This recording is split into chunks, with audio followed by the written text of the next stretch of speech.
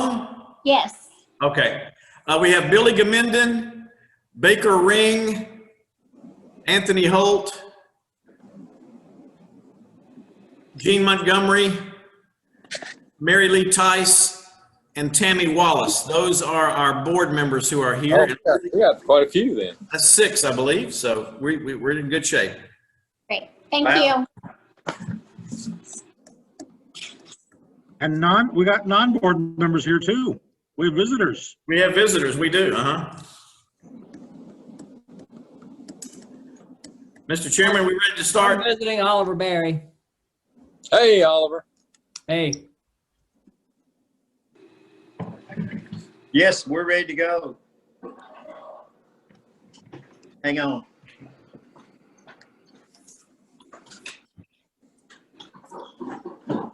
I don't have an agenda from in front of me, so I'll just follow along. Okay, here we go. All right, we are ready. We will call to order the Tourism Board of Sumner County. And it was actually supposed to be Tuesday, November 17th, and that's what your agenda says, but it was postponed until today, December the 1st, which is Barry's 9-year anniversary. He's been here 9 years today. Happy 9-year anniversary, Barry. Yay! So happy to have you for 9 years. I haven't been anywhere for 9 years. Sure enough, Was that good or bad? I mean, the longest I'd ever been anywhere was the state tourism office. I was there 7 years. And I was at the Parthenon for 6 years. So I've broken the record. We're honored. And we do think he's done a great job. We'll probably keep him a couple more years anyway. Yeah, at least 2. About 2. Is that it? Well, I don't know after that. Let's put it that way. I've enjoyed it. I appreciate y'all giving me the opportunity. Some of the rest of us may not be here after 2 years, so. That's true. Well, anyway, we do have a quorum.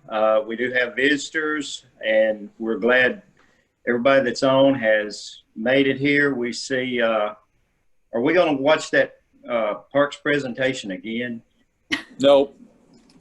Oh, just part of it? No. Okay. Well, I just wondered. We're gonna be informed by Miss Kim Norfleet, which is really, really smart person that's really done a good job for the county. That's it.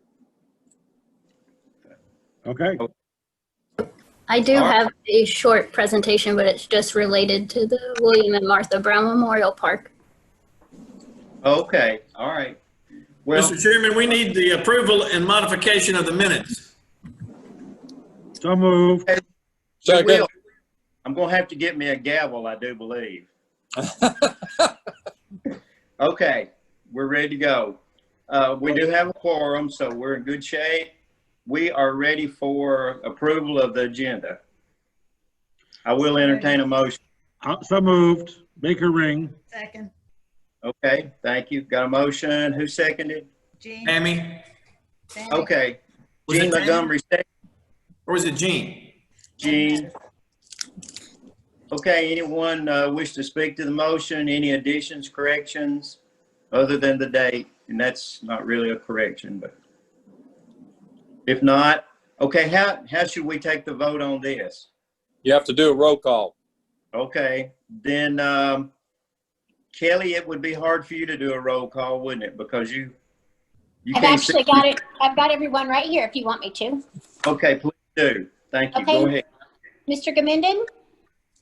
Yes. How do you vote? Yes. Mr. Ring? Yes. Mr. Holt? Aye. Ms. Montgomery? Yes. Ms. Tice? Yes. Ms. Wallace? Yes. That's it.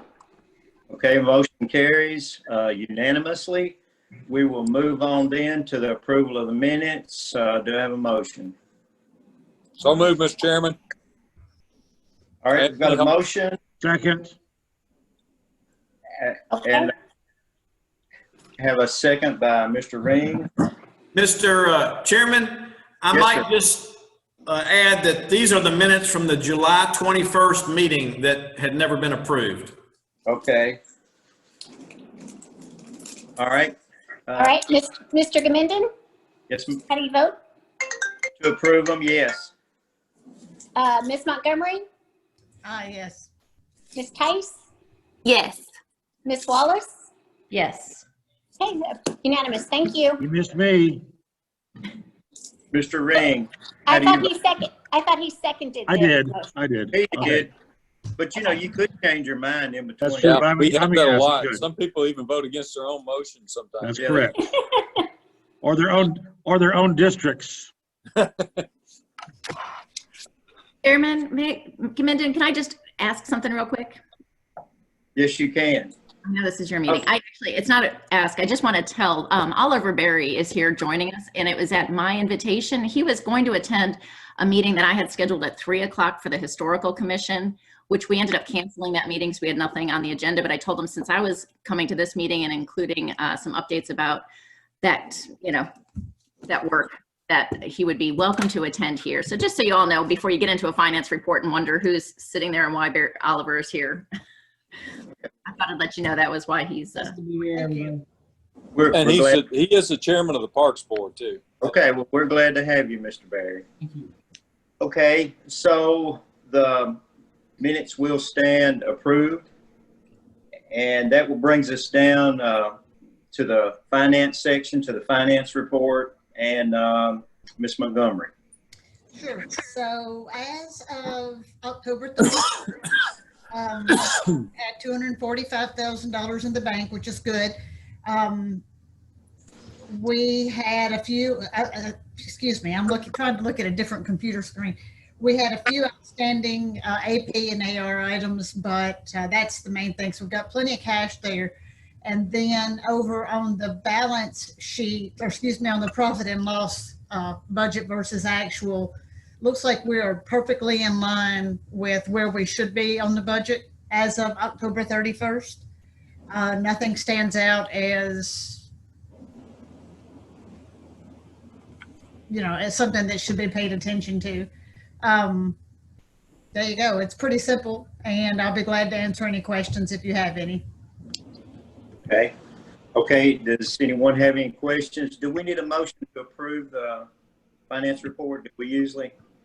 Yes, we do. Supposed to acknowledge it because financials do change, like with audits and things. Okay. Ms. Kelly, if you would take the vote then, if there's, well, I guess we need a motion first. Move to accept the financial report. Okay, I've got a motion Second.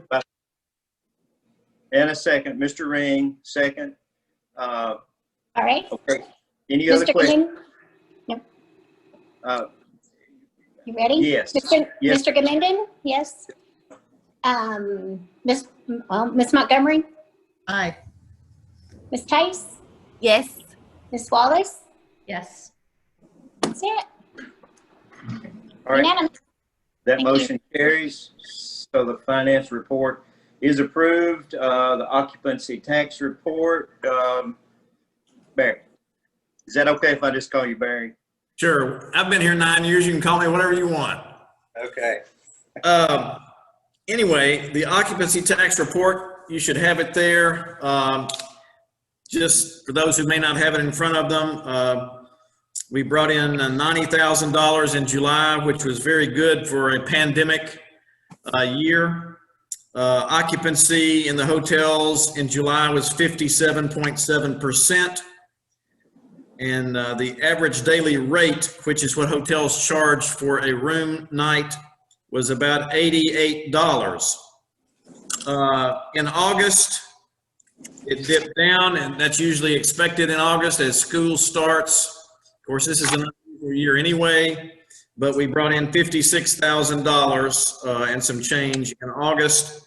Occupancy went down to 52.4%.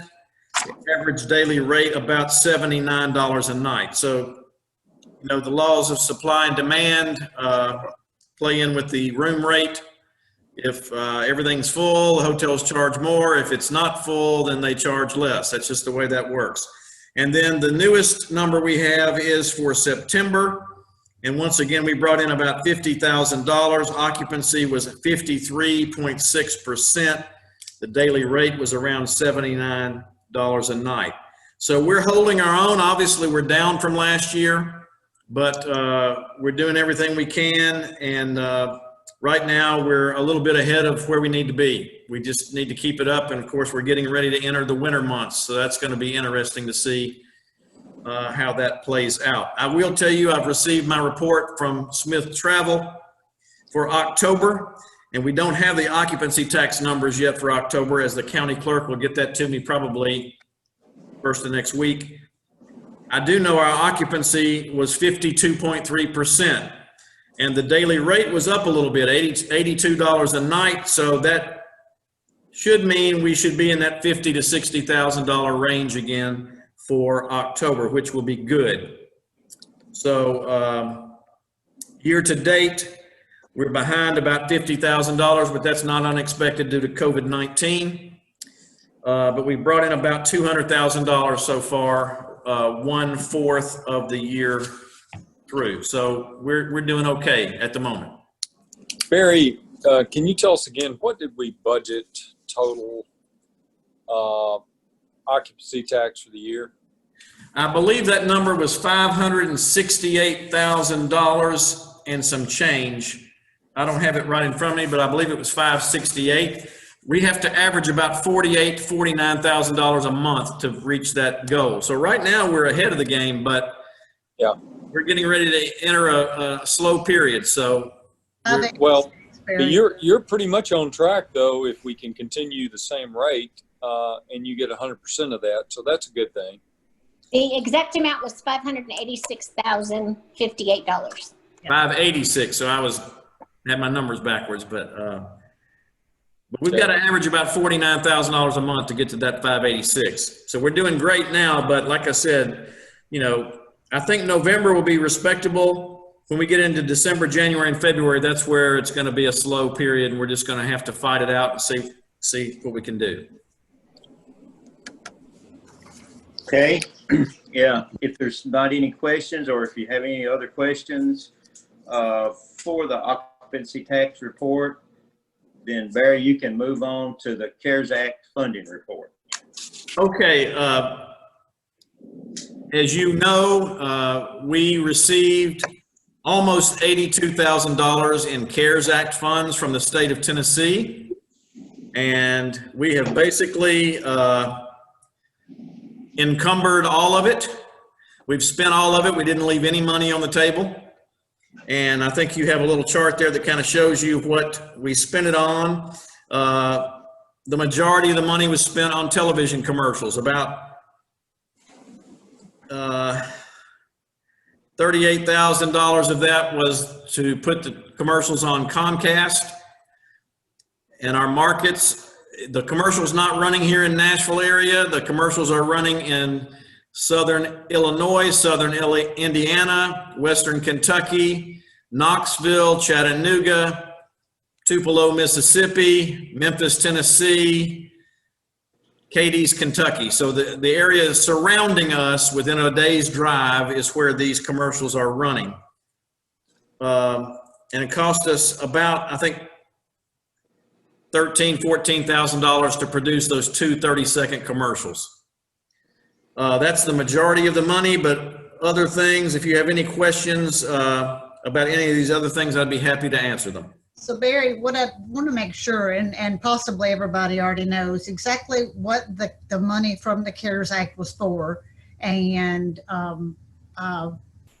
that the fact that we had to spend it to be able to collect it. In other words, when Barry says he spent all the money, it's because we had to spend it to be able to turn around and get the state to reimburse us and actually give us that money. That is correct. The money had to be spent on tourism marketing. It had to show that you're trying to get folks to travel safely, washing their hands, using a mask, social distancing, and so forth. We featured in one of our commercials, one of our hotels, the Hampton Inn in Gallatin, doing all they can. They have a plexiglass shield and hand sanitizer, and the guests were wearing masks and that kind of thing. But it had to be spent on tourism marketing. It had to be spent to show visitors they can travel safely to our county. But it could not be spent on things like salaries or maintenance or anything like that. It had to be tourism marketing. And actually the state hired a third party called Horn, Horne, and they are actually administering the CARES Act money. If you are familiar, the governor gave the state tourism department about $15 million in CARES Act money, and then they split that up with the 95 counties. Sumner County received $122,000, but Goodlettsville got 1/3 of that. Goodlettsville got about $40,000, and then we got almost $82,000, which was 2/3 of that money. Any other questions? I do think that we should entertain a motion to approve this report since it has to do with the CARES Act money. So if anybody would make a motion, please. I'll make a motion. There you go. Okay, have a motion, Ms. Tice, and then a second. Who did? Jean. I'm sorry, I didn't. Jean. Oh, I got you. Jean. Motion is second then. Any other questions about the report? If not, Ms. Dickey, please take the vote. Mr. Gamindon, Yes, please. Mr. Ring, Yes. Mr. Holt, Yes. Ms. Wallace. Yes. Thank you. Okay, that motion does carry unanimously. Then the next thing is other business, and it will be, I'm sure, a report or on the Historical Commission, the Comer Barn update with Commissioner DeWitt and also possibly Mr. Barry. But Barry really just wanted to hear the update himself. okay, So that's the 3 o'clock meeting. Offer any- But that does sound like we're nominating him to have some tasks delegated to him. So maybe I'll, since I served on his committee, he can come and do some work for the barn. I think a lot of you that are here have heard a lot about the barn in recent months, but a few of you haven't. So I'm going to try not to be repetitive, but just give you a little bit of an update. I haven't talked to this group, and I'm sure Barry, maybe informally has talked about the barn from time to time over the past many years.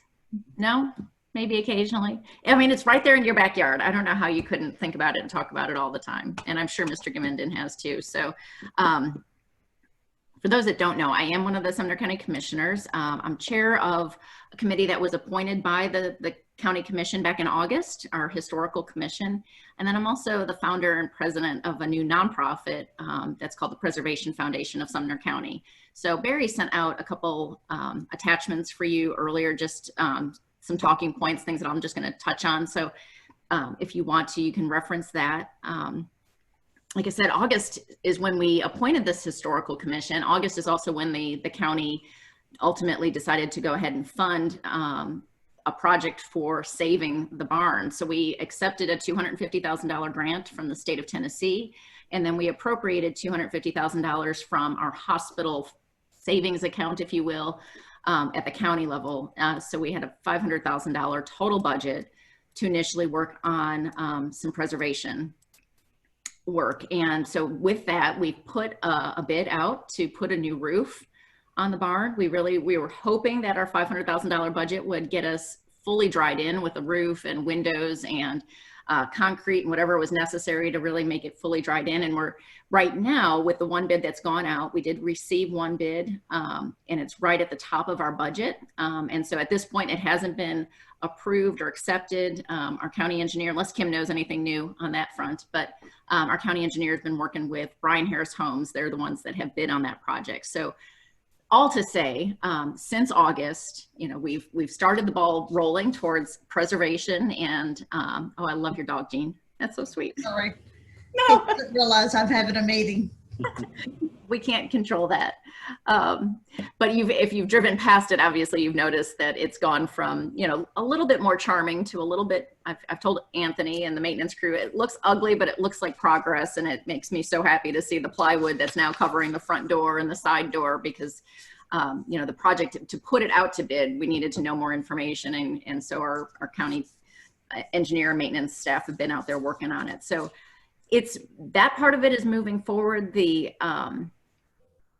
the enthusiasm I've brought to the conversation, you know, since Billy had worked on this for a long time, and back in December of last year is the first time that I went in the barn. I think it was December 19th, if I'm not mistaken, Billy. I have my old pictures from the first time you took me to the barn. And between that and a conversation I had with my friend Bill Pereira, it really kind of got me attached to the idea of how do we go about preserving this. And I've talked with Barry countless times about the project.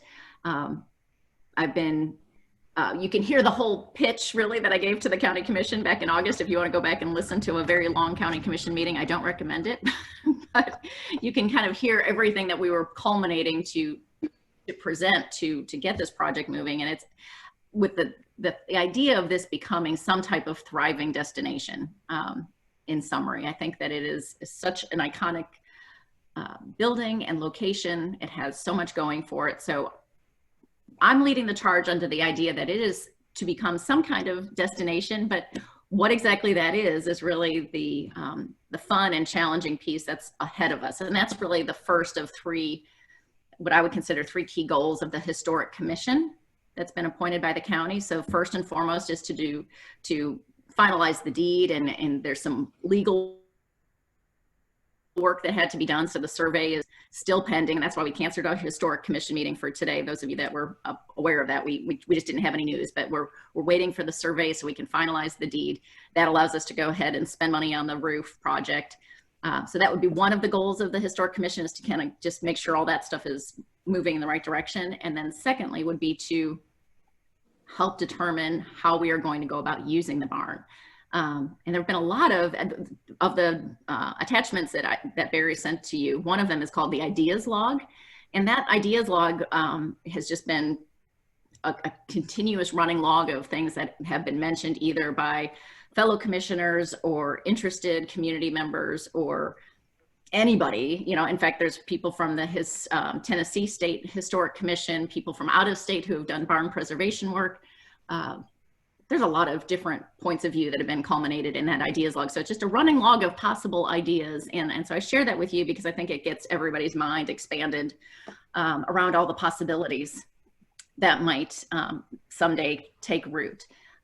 And I've got a few really smart planner people who are interested in this project. Jim Harrison from Civil Site Design Group has been out there and has promised he'd take a good look at that ideas log. I've asked him to have some sleepless nights, just letting those ideas run around in his head and consume his thoughts. And Randall Coy from No Box Consulting is also interested and has actually also agreed to be on the nonprofit board that I'm setting up. And so I'm going to keep picking his brain. Charles Alexander from Ball State. He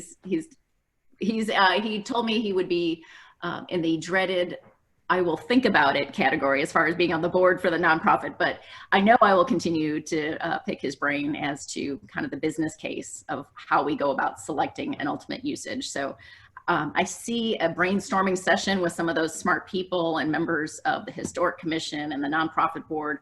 I see a working session coming together in the next couple months. And then take it to the community and get some more community input. And I think that's, again, that really kind of goes back to the second of what I call three primary goals of the Historic Commission. So one being the deed and the legal stuff, two being this, how do we use the barn? And then the third objective of the Historic Commission, just for those that haven't heard this before or haven't really thought about it, but we've called it a Historic Commission, not a Comer Barn project. It's not the ad hoc committee that Billy Gaminden chaired for the Comer Barn, but it's been named a Historic Commission because there's a lot from our county that we need to preserve, and we need to think about how these resources really need to be managed and cared for in the future. So I think the purpose of creating a Historic Commission rather than a Comer Barn ad hoc was so that would be part of our long-term mission. The focus is the Comer Barn, but ultimately let's think about what we as a county want to put in place for historic preservation. So that's just on sort of some updates about the Historic Commission. Any questions on any of that? I don't know if that's okay with the chair. Yes, oh, it is. But I do have a comment or two. So this would be y'all's first project, you might say, as the Historic Commission. Yeah. And also, believe me, Sumner County Tourism is very familiar with the Comer Barn because what did we spend on Barry? Was it $20,000? And how many years ago has that been? We spent about $19,000 on a Study, yeah. study, and that was back, I believe, around 2016, 17, right in there somewhere. Okay. And you know, since that time, it's been off and on. You know, we've tried to push it forward a little bit, and then it got caught up in a political football game. But we have met a lot of people at different times at the barn and explained what we think is the need to preserve it. I don't know. I hope that you know, and I'm still hopeful that at some point it will be. And I think we're headed in that direction finally. And but I foresee, unless something different happens, that things that I've been involved in, it does take a lot of work and a lot of time. I do know that. But anyway, any questions? No question, but on that note, Deanne, thank you for your efforts in making this happen because it is a landmark in Sumner County and we have to preserve these things or they're just gonna go away. And that barn, every time I drive by and see it continue to deteriorate, it just breaks my heart. So thank you very much for the work that y'all are putting in to do that. I would like to know, you know, we hear a lot about the people that don't want things like that preserved. I don't know. I wish there was a vote taken sometime about the number of people that actually do want, not Right. just that, but other historic places preserved. Anyway. Well, I'm going to let that be just a little segue. I'm not going to talk much more. The second attachment that Barry sent you was a document that has a logo at the top that is a draft logo for the new nonprofit. So we have called this new nonprofit the Preservation Foundation of Sumner County. Like the Historical Commission, it's not just about the barn. We think that there's a lot of valuable things that we need to be looking after in the future. But if there, you know, there's a draft mission and a draft vision in that document he's shared with you, but if there were goals or guiding principles right now, it would say, let's save the barn, you know. So really we're organizing around the project of saving the barn, but knowing that we want to think broader and more long-term and create something of permanence that really I think will continue then to walk alongside the Historical Commission for the county with more of the funding and the volunteers and the some of the heavy lifting really that goes along with these preservation ideas. So that attachment, like I said, it has the mission and vision statement, the current executive board. There's a group of a board of directors that has agreed to serve. And they're kind of all waiting for the first part of it that I already talked about is what are we doing with the barn? It's really hard to go out and raise money for a barn when we're simply talking about saving it, right? Putting the roof on it and just making sure it doesn't go away. So what are we really raising money for? What do we want to create inside of that space? And so, so we're going to try to let that lead the effort and then come behind with this, this nonprofit board to go about fundraising. But in the interim, I do have my friend Bill Pereira painted this this wonderful painting of the barn. So I'm pitching that everywhere I go. Actually, that will really be the first fundraiser that we do as a nonprofit is market and promote the opportunity to purchase one of these. There's a lot of Bill Pereira fans out there, so I'm going to try to find all of them and just let them buy a giglé, but in the meantime, support our effort to build this nonprofit. So, so that's coming up. The attachment I sent you, I actually just finished it up yesterday and sent it to Barry, and it has a potential February fundraiser on it that we, as of this morning, decided we're really not going to try to pursue that, but the Palace Theater in Gallatin had approached us about doing an event there, and our executive board have decided it's just not the right kind of lead fundraiser to pursue. But Barry and a couple others met with me a few months back where we were thinking about doing a barn raising event. We call it a barn raising, have some music and food and fun on the grounds of the barn. And I really see that becoming an annual tradition. And maybe there'll be other annual traditions that fall into this category of fundraising to support the barn. But I look forward to that. You know, this year was not the year to throw a big party and ask people to gather. So we've got that on the radar. And all of this culminates because of the question I asked Barry about a month ago as I went to incorporate this nonprofit. It asked for my address. And so I've incorporated the nonprofit with my home address, but I would like to, if it's agreeable to the tourism staff and this board, I would like to ask if we could use the 2310 Nashville Pike address of the Sumner County Tourism Offices, if we could use that as our address for the nonprofit. And so I have a question. That's my question for you. I came to present and give you an update, but that's something that if you have the opportunity to discuss now or at some point in the future, we would greatly appreciate it. Mr. Chairman, Yes. I'd like to Go make ahead, a motion. Mr. Holt. I'd like to make a motion that, unless Barry objects to that, we use the Comer House as the base, because the County Commission's already funded this for activity to use as a base for fundraising and organizing events at the Comer Barn. Okay, I have a motion.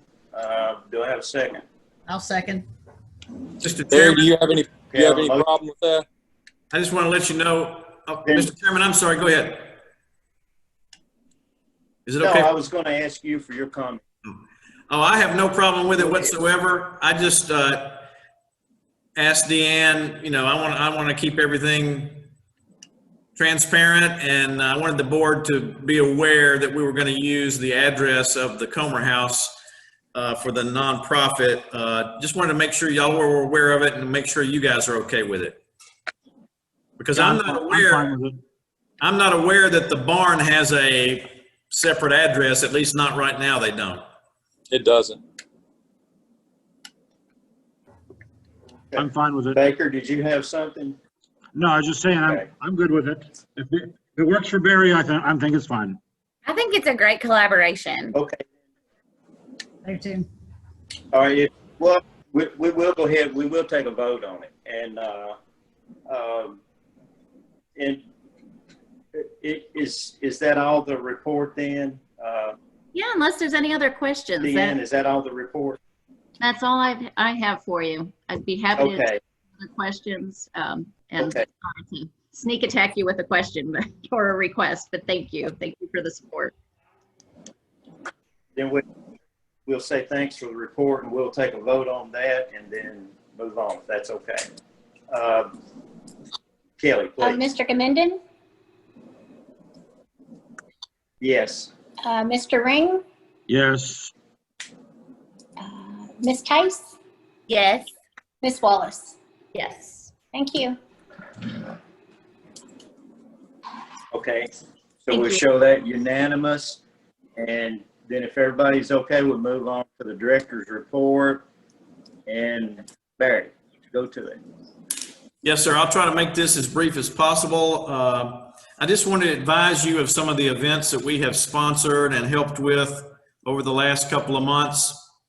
You know, it's been tough with COVID, but I don't mind telling you that these sports events and outdoor events have really saved us.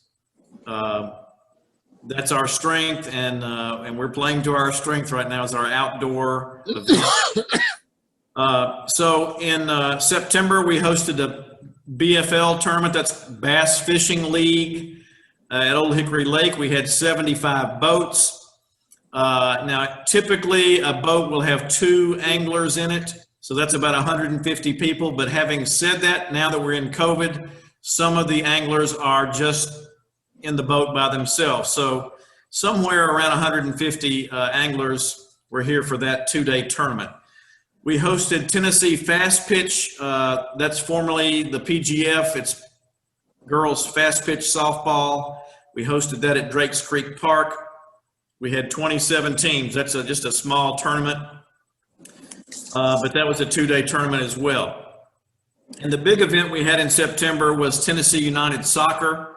That's held both in Goodlettsville at Moss Wright Park and in Hendersonville at Drakes Creek Park.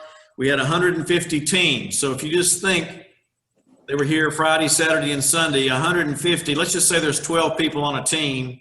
That's almost 2,000 players. And then we had mom and dad and sister and brother and grandma and grandpa here. So we had several thousand people here for that tournament, both in Goodlettsville and in Hendersonville. So that really helped us in September. In October, we had USA Bassin. That was 40 boats, so approximately 80 anglers for 2 days. We helped with the Candlelight Cemetery Tour in Gallatin. I think they usually have over 1,000 people at that. Baker, I don't know, did you hear how many they had this year? No, I didn't. I think it was around 1,000. I think in the past they had like 12 or 1,300, but Kelly, did you hear? I never got a final number on that, but I know they had a big crowd. But this year they timed the tickets where there wouldn't be people standing so closely together due to social distancing. And I think they really handled that right. They had us there. We were actually handing out masks and hand sanitizer is what we were doing there. So we helped with that. Tennessee Bass Nation, if you're not familiar with that, that's a high school fishing tournament that's held out there in Gallatin at Bull Creek. We had 206 boats for that. So that's, 400 high school kids here fishing on October the 10th. The weather was a little bit rainy and all, but I've always been told you catch more fish when it's cloudy or when it's kind of misting rain a little bit. So nothing wrong with that. We were sponsoring, I can't remember what it was now. It was an event in Portland and it got postponed 2 times. We were going to sponsor Rockland Road, the singing group, to sing. And finally they had a fall festival and we were able to have that then, and Rockland Road did perform. So we sponsored that. I thought it was going to be a fishing tournament. Sir? I thought it was going to be a fishing tournament. Look, I don't know. Now, the biggest fishing tournament we've had all year is called the AFT. That's American Fishing Trail.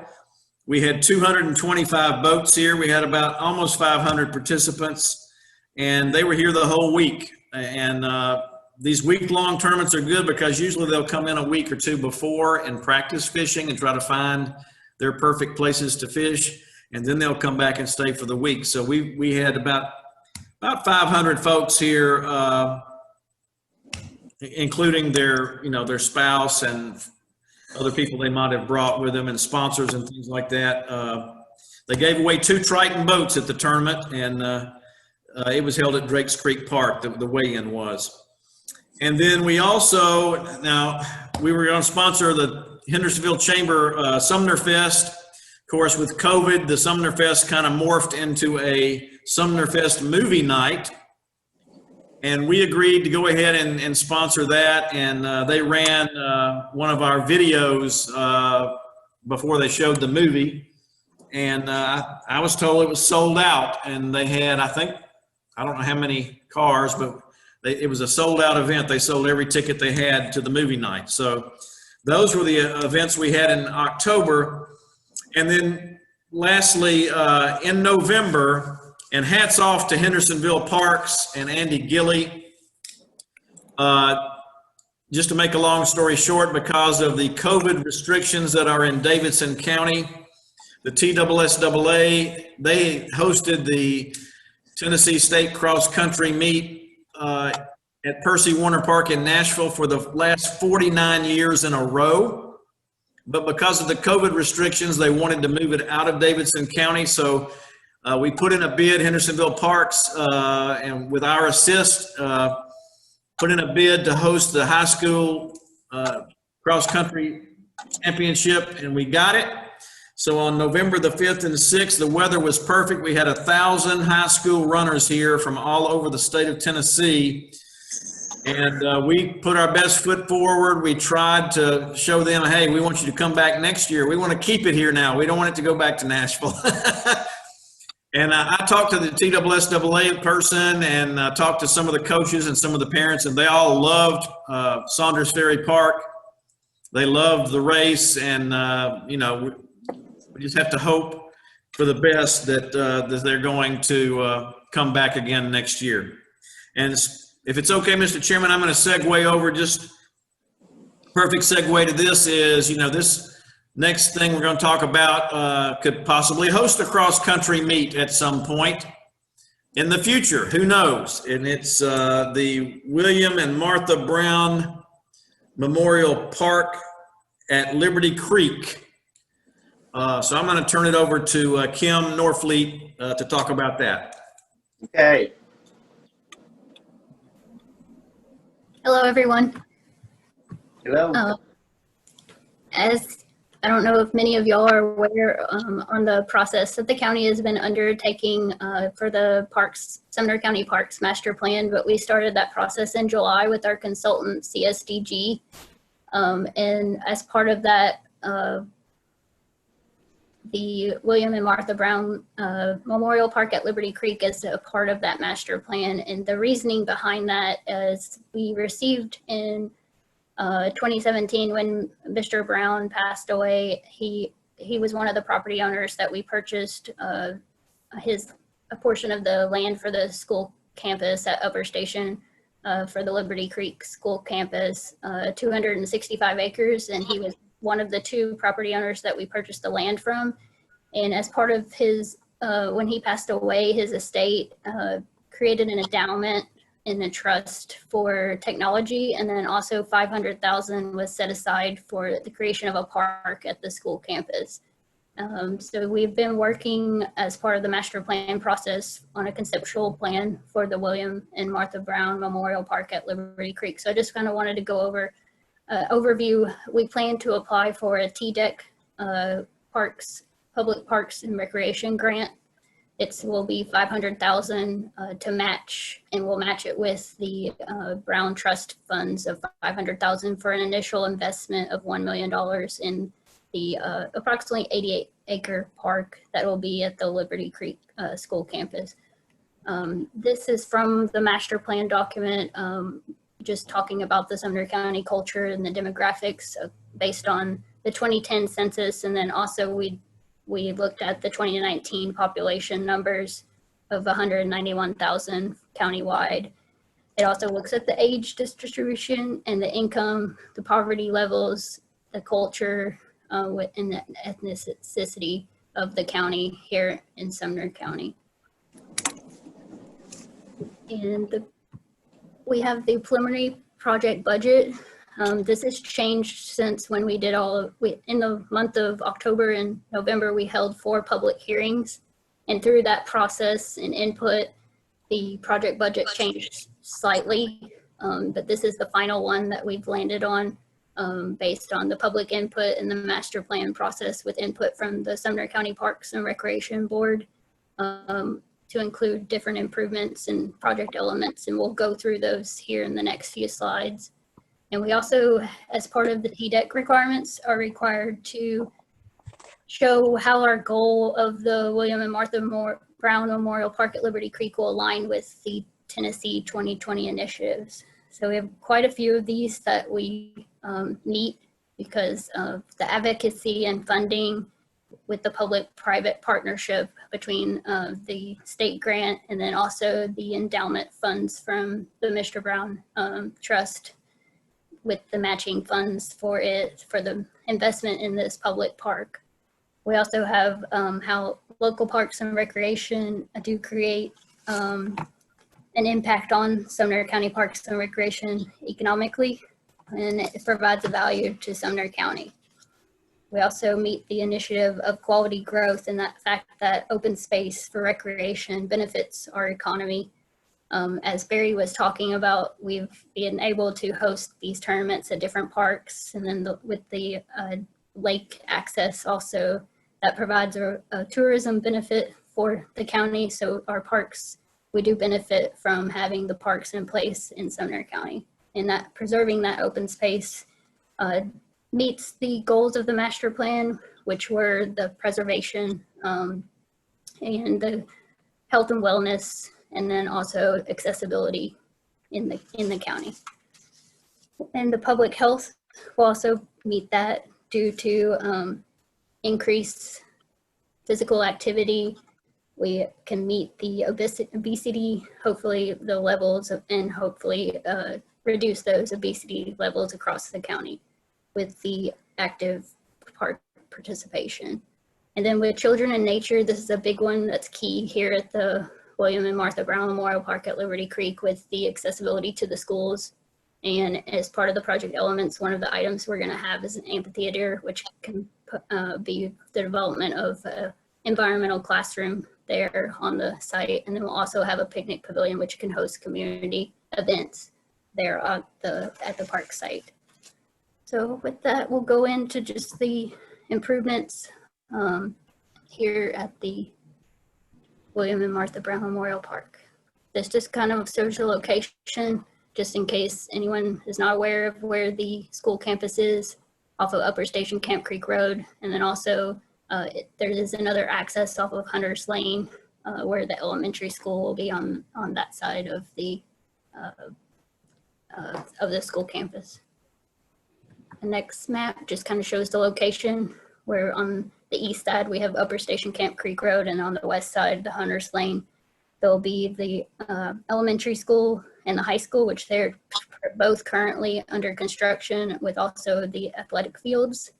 The middle school they're going to have a pad ready for that, but it will not come online first. First will be the construction of the elementary and the high school.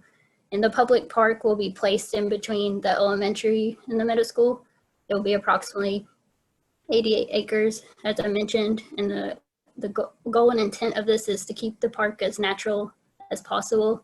We'll utilize a lot of the farm roads that are already in place, and also put back with the school project about 20 acres of native species of wildflowers and different native plants. And the idea is to have a lot of natural mode trails. So like Barry mentioned with the cross-country meet, one of the discussions items that's come up in the Parks and Recreation Board is that we could possibly host the cross-country meet here at the park at Liberty Creek. This just shows that there'll be the two sections. It gives the legal description. And then this in part shows the existing conditions. There is the William and Martha Brown home that will kind of be the center point of the park. It was built in the late 1700s. It's not part of this grant application, but it will be restored there on the site and kind of be the focal point. There will be a trail that will lead up to that, and then the picnic pavilion will be adjacent to that area. There is also a TVA easement, and then the streams buffer on the northern and the southern part of the park. And then this just goes through the components of, we've kind of each, as we go on in the presentation, it'll go by each section with a component A, B, and C, and we'll focus on, I'll go over each of those sections. Here on component A, we have as I mentioned, the outdoor pavilion. It'll be 40 by 60 wood timber construction, and there'll be ADA accessible trail from the parking lot down that will go through that. The access road, kind of going back, this access road will be a spine road through the whole school campus from Hunter's Lane to Upper Station, and that divides the two areas of the park. So the parking lot will be adjacent to that spine road that'll go through the school campus, and there'll also be a public sidewalk that'll connect along that entire road so the students can get from each of the school campus sites there on the entire campus. But there'll be an ADA accessible trail that'll go around the Brown home, and then also to the picnic pavilion, which will have accessible restrooms, and it'll be a character image here. Similar is from Rock Castle. So obviously we haven't gone into the design phase yet, but this is just a character imagery of what it could potentially look like. But the idea is to keep it wood timber construction, so it'll blend in with the brown home that'll be there on the site. We'll also have these pictures down here at the bottom are the existing farm road trail that we're going to keep in place, and that'll be incorporated as part of the nature trails that'll be on the park property. There are also a lot of rock that we are excavating as part of the school campus construction, and we plan to have those saved and put aside for the natural setting elements that we could use for trail signage, and then also benches along. And that character image there kind of shows an example of what a bench could look like. And then we also have the ability to probably have cross country on the site. And then this is just a character image of the past. We'll have asphalt or concrete along the park. There'll also be a signalized pedestrian crossing that will cross the road for safety to get between the two sections with the north and the south portions of the park. In the northern section, the topography is higher on that section. So there'll be 3 overlook sections across the entire park, one on the south side and then these 2 on the northern section of the park. And from each of the overlook structures, you'll be able to see the other overlook structure because the elevation and the topography is that high. So you'll be able to see out across the entire park property from those overlook structures. And the nature trail that will go through the northern section up here from this overlook on the western side is more steep slopes. So this will be more of a rougher nature trail that'll then connect back to the other overlook structure. And there is a stream that's back here on this side too. So it will have that natural setting. And then the overlook structures is the character imagery of what they potentially could look like, still keeping with that wood timber to hopefully keep the natural elements of the park. This is a character image. This is actually a picture from this project site. And then we've just placed the images here on site to kind of give people an idea of what it could potentially look like with the natural grasses and the wildflowers and everybody there with the repurposed bench, with the repurposed site features from the rock, and then having the low impact trails with just natural mode trails, and then also the picnic pavilion, which can be a community gathering area for community events. You have weddings, school programs. It could be host to any number of events. For the sporting events, they could utilize the pavilion. And then also the protected habitat, because there are a number of streams that are on the school and park property. And this is the section on the southern end of the park. There'll be the pedestrian crossing that I mentioned, and then also an ADA accessible trail that will go over to the natural amphitheater. And this is one item that changed on the budget after public input. We were originally just going to make the ADA accessible trail to here, but with the public input, we changed around some of the budget and has made that ADA accessible trail all the way to the amphitheater. And then we'll have dispersed ADA accessible seating at the amphitheater, so it'll be it'll meet the ADA requirements.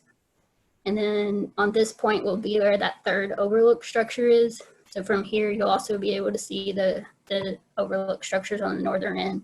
This is a character image of the pedestrian crossing for a pedestrian bridge here. That'll be exactly here. And then this is a character imagery of the natural amphitheater that could be proposed and built there in this section here. So there's the opportunity to have environmental classroom programs. You could have a local wildflower group come out and do any programming. And then also the cultural arts community could also have programming there potentially. And then this is just a character image of what the nature trails could look like, because the rest of these that will not be ADA accessible will be more natural setting, similar to this character imagery here on the right. And then this is just the graphical map that kind of shows the location of the park. And it just shows where it is higher elevation. And there's quite a few areas on the school campus that you can see. It's not cooperating, but all around here, the elevation is quite higher. So when you're here on the school campus, you'll be able to see quite a distance. At one point along the school campus, you can see all the way down to Rogers Group. But it is has very great opportunity for overlook points, and it will be beneficial for the community with the natural setting of the park. And that kind of concludes. If anybody has any questions, I can go back to just the site of what it looks like with the layout. I was just going to say, we've learned with COVID-19 that pavilions are a good thing. They have an outdoor space to have gatherings and things.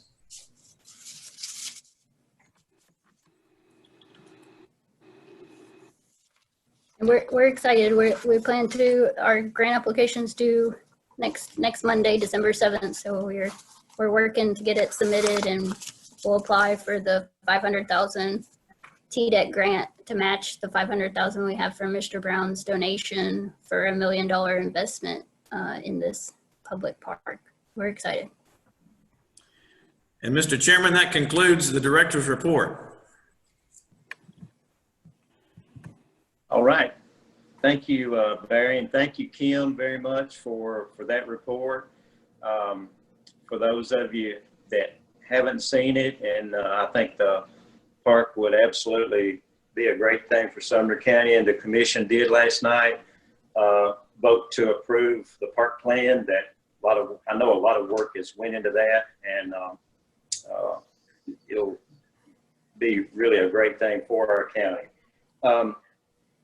Then the next thing is vacancy on the board, and then meeting schedule. Barry, if you'd like to just continue on.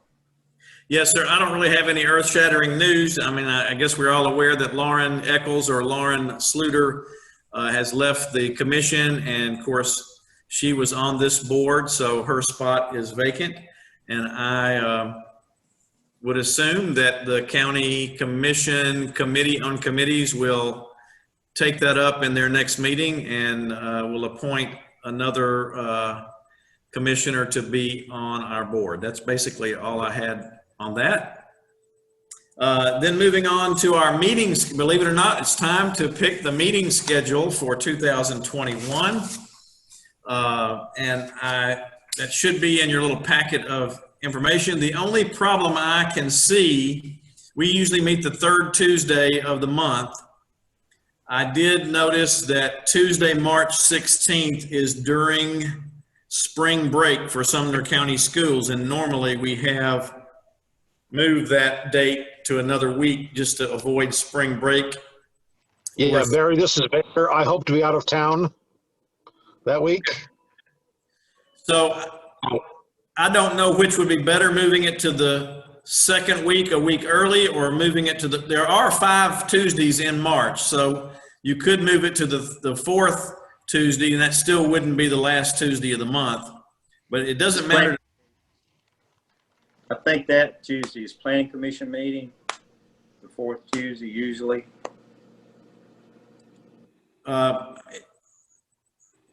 Makes no difference to me. We'll be here whenever we need to be. Y'all just tell me when you think we should meet. But that's the other Tuesdays, that does not seem to be anything conflicting with the other dates that are listed there. I'm good with any time. Y'all just let me know. Baker, do you have any suggestion on whether we should meet maybe the week before, which would be the second Tuesday, or like Billy said, the fourth Tuesday may be out since you have a planning commission meeting? It doesn't matter to me. It's just that if I'm able to get out of town that week, I will. So the week before, week after makes no difference. It doesn't matter to me. Sorry, say that again. I was just going to ask you, what do you think, Mr. Chairman? We'll do whatever y'all want us to do. It doesn't matter to me. I don't have very good luck planning that far ahead anyway. So. Well, I was going to say, since we're in the COVID-19 era, we might just want to wait and see. There you go. What happens. But Mr. Chairman, one suggestion, why don't we tentatively approve a schedule, and we can always alter that and change that. You're exactly right. We're still in the middle of this COVID pandemic, and we don't know what's clearly going to happen, but at least that'll give you a blueprint, Barry. And then if we can't get enough members to show up, we can always adjust those schedules. Is that a motion? Is that a motion? Sure. I'll make that motion. I'll second. Got a motion and a second. And since Mr. Holt is going to be the first one to take the vaccination, I think that'll be over with. Heck yeah, I'll do it. Well, hey, I've heard that it makes you lose your hair. Oh, really? Well, yeah. You want to shy away from that. I've heard all kinds of bad things that could happen. But anyway, any other comments about the schedule? Oh, I thought you were talking about the COVID vaccine. I did put that in there, but I shouldn't have. Did you select a date for the March meeting? Well, we've decided to leave it where it is for now, March 16th. Okay. Okay. You're right. Kelly, we have a motion and a second. If you will take the vote. All right, Mr. Gamindon? I vote yes. It's good. Mr. Ring? He's probably already left. Okay, Ms. Montgomery? Aye. Ms. Tice? Ring voting. Yes. Oh, yep, sorry. And Ms. Wallace? Yes. Thank you. Okay, we show that motion Mr. passes. Baker, Ring, I'm voting yes. Thank Okay. you. Okay, good deal. We thought you Hey, left. Mr. Chairman, I have one more item that's on the Okay. agenda. Go I just right want to ahead. wish everybody a Merry Christmas and a Happy New Year, because I won't see you, some of you, till after the New Year. Thanks. Merry Christmas. Mr. Chairman, since y'all just approved the schedule, I do need to announce the next meeting will now be held Tuesday, January 19th, 2021. And we'll be in touch with you, I guess, as to whether it will be Zoom or in person. Okay, well, thank you all very much. And actually, I think Zoom meetings are beginning to get a little bit easier. I'm not an IT person, obviously, but thank you all. And I guess we need to adjourn. Need a motion to adjourn. Motion to adjourn. I've got a motion. How about a second? Second. Just all those in favor say aye. Aye. Bye. Okay. We Merry are Christmas. adjourned. Happy New Year, everybody. Aye, everybody. Bye. Thanks, Deanne. Thanks, Oliver. Trash. Appreciate it.